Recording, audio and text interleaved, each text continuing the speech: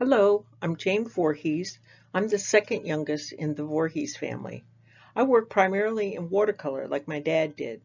This is one of my newest paintings, which I'm going to talk about a bit more shortly.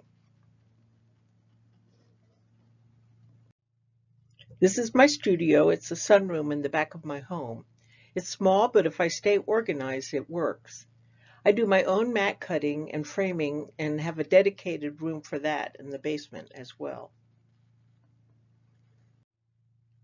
These are works in progress. This year, I've been having fun exploring working with applying random colors and marks as a way to start my paintings. I start by putting down a loose application of various colors, then apply more layers of transparent watercolor as I develop to the finished painting. Working this way keeps me loose and the process playful. There's an unexpected quality, a surprise element. I'm embracing the accidental qualities of watercolor rather than trying to control the watercolor. Here are the initial steps to my painting soft focus.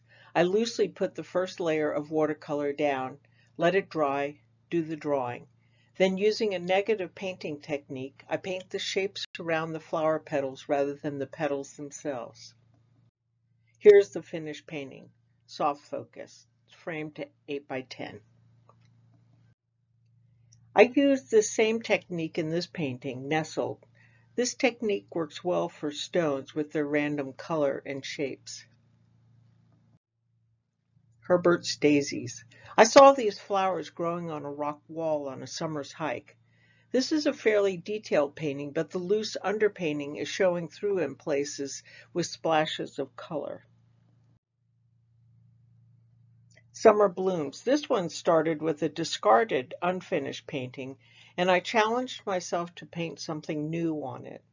Using the negative painting technique, I created the petals of the coneflower. I decided to try this loose application of color on a mountain landscape. I was particularly pleased with the results in this painting. The effect created a sense of shimmering snow on the mountains. On this one, I used a combination of acrylic inks and watercolor pencils to create the rock-like texture in the foreground in Autumn Color Stone Deep.